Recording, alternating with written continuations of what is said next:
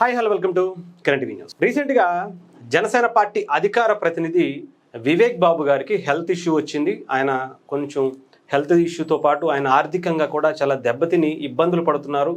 ఆయనకి ట్రీట్మెంట్కి డబ్బులు కూడా లేవు అనేటువంటిది సోషల్ మీడియాలో వచ్చినటువంటి పరిస్థితి మనందరికీ తెలుసు.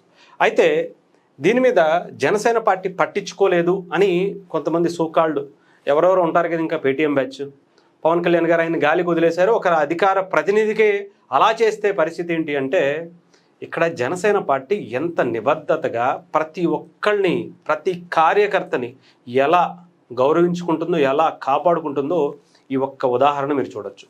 ఇది వివేక్ బాబు గారికి సంబంధించినటువంటి ఒక చిన్న చారిటీ తీసుకున్నటువంటి పరిస్థితి. దీని గురించి ఒక్కసారి చూడండి. జనసేన పార్టీ అఫీషియల్ హ్యాండిల్ నుంచి నిన్న రిలీజ్ చేసినటువంటిది. వివేక్ బాబుకు 1,00,000 సహాయం అందజేసిన ఎమ్మెల్సీ నాగబాబు గారు. జన సైనికులు వీర మహిళల సహాయంతో మొత్తం 7.5 లక్షల రూపాయలు ఆర్థికంగా సహాయం చేయడానికి జనసేన పార్టీ వివేక్ బాబు గారికి ఇవ్వడం జరిగింది.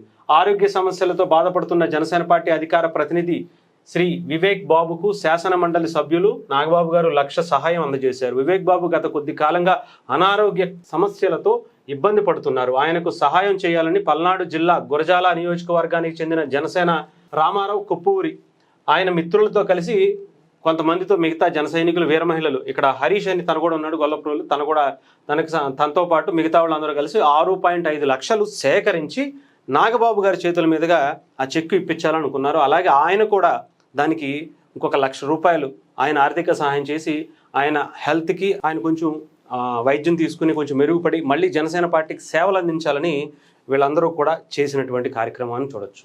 ఇక్కడ పవన్ కళ్యాణ్ గారే కార్యకర్తల్ని కాపాడుకోవాల్సిన అవసరమే లేదు. ప్రతి జన సైనికుడు, ప్రతి జనసేన పార్టీకి సంబంధించినటువంటి నాయకుడు కూడా ప్రతి కార్యకర్తని కాపాడుకుంటారు. ఆయన దగ్గర వరకు వెళితే అది వేరు, ఆయనకి దగ్గర వరకు వెళ్ళకపోయినా కూడా ఇలాంటి వాళ్ళందరూ కూడా 6.5 లక్షలు సమకూర్చారు అంటే ఆలోచించండి. దానికి తోడు ఎమ్మెల్సీ నాగబాబు గారి దగ్గరికి వస్తే చాలు, దానికి ఏదో ఒక విధంగా ఆయన సహాయం ఇంకాస్త ఎక్కువ చేసి ఇచ్చేటువంటి పరిస్థితులు ఉంటాయి.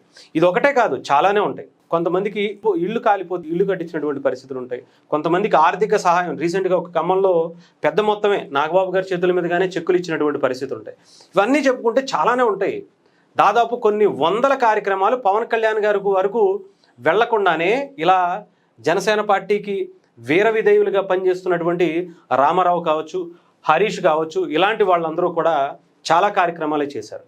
వీళ్ళందరూ కూడా ఏదో పవన్ కళ్యాణ్ గారు ఆయన సొంత డబ్బులు పెట్టి ప్రతి కార్యక్రమాన్ని చేస్తారు. బట్ ఇక్కడ ప్రతి ఒక్కళ్ళు కూడా జనసేన పార్టీలో అదే తరహాలో వాళ్ళు కూడా సహాయం చేస్తూ మిగతా జన సైనికుల్ని జనసేన పార్టీకి సంబంధించినటువంటి నాయకులందరినీ కూడా, మీరు ఎంతోమంది ఎన్ఆర్ఐలు రాష్ట్రంలో కావచ్చు దేశంలో ఉండేటువంటి ఎటువంటి విపత్తు వచ్చినా, ఎవరికి ఏదన్నా సహాయం కావాలన్నా, హెల్త్ ఇష్యూస్ వచ్చినా ఇచ్చినటువంటి ఘటనలు కొన్ని వందల కార్యక్రమాలు ఉంటాయి. ఇకపోతే రీసెంట్గా కొంతమంది పేటీఎం బ్యాచ్ ఉంటారుగా, ఆయన పట్టించుకోలేదు అని చింతా రాజశేఖర్ గారు అనుకుంటారు. ఆయన డెఫినెట్గా, ఎందుకంటే వివేక్ బాబు గారు పార్టీకి చాలా లాయల్గా పనిచేసినటువంటి వ్యక్తి.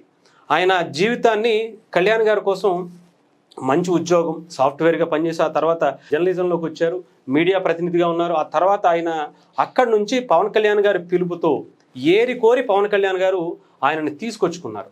అలాంటి పరిస్థితి అందరికీ తెలిసింది. వచ్చిన తర్వాత అధికార ప్రతినిధిగా ఇచ్చారు.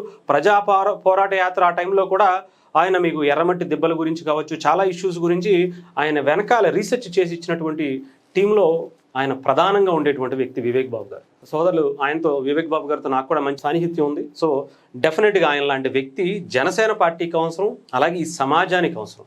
ఆయన కూడా బీసీ వర్గానికి సంబంధించినటువంటి ఒక నాయకుడు. ఇక్కడ కొంతమంది రీసెంట్గా మాట్లాడుతూ పవన్ కళ్యాణ్ గారు కులాన్ని చూస్తారు, కొంతమంది మతాన్ని చూస్తారు, ఇంకొకటి చూస్తారు అనేటువంటి పిచ్చి ప్రాలాపనలు చాలా ఎక్కువ అయిపోతున్నాయి ఈ టైంలో. నిజంగా చెప్తున్నాను కదా, పవన్ కళ్యాణ్ గారు చేసినటువంటి సగానికి సగం పైగా చారిటీ, నాకు తెలిసి 80% చారిటీ ఆయన కులానికి కాకుండా మిగతా కులానికి చేసినటువంటి పరిస్థితులు చూసాం.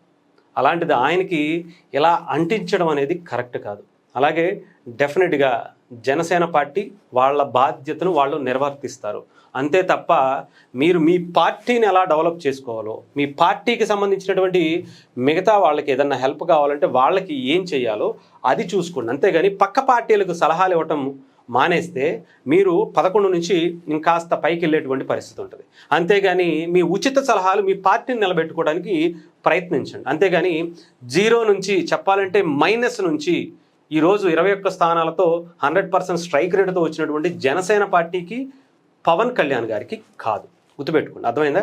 అంతేగాని మీ ఉచిత సలహాలు మీరు మీ పార్టీని బాగుపెట్టుకోవడం కోసం, మీరు ఎదగటం కోసం, మీరు ఎమ్మెల్యే కావటం కోసం లేదా ఇంకొకటి అవ్వటం కోసం ఉపయోగించుకుంటే మంచిది. అంతేగాని మీ పార్టీ సిద్ధాంతాలు మీవి, జనసేన పార్టీ సిద్ధాంతాలు వాళ్ళవి. వాళ్ళు ఎంత గొప్పగా ఉంటారో పార్టీకి సంబంధించి ఎదుగుదల లేదంటే ప్రజల్లో వచ్చేటువంటి అంతిమంగా వాళ్ళు ఇచ్చేటువంటి తీర్పే దానికి నిదర్శనంగా మనం చూడొచ్చు. అంతేగాని ఈ మాటలు కాదు, అర్థమైందా? చేతల్లోకి రండి.